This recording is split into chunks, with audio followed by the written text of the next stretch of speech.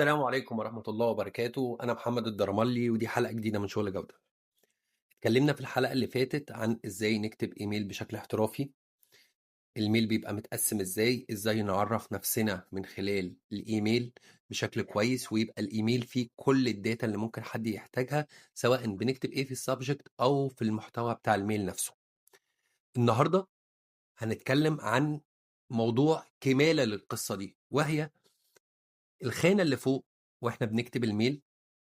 بيبقى في 3 خانات اللي هي خانة الTo والCC والBCC، هنشرحهم وهنشرح تفاصيلهم وكل حاجة تخصهم ومين فين وليه، بالإضافة إلى مجموعة من الاختصارات اللي هنتكلم عليها زي الFYI والFYA وغيرها من الاختصارات. هنبتدي الأول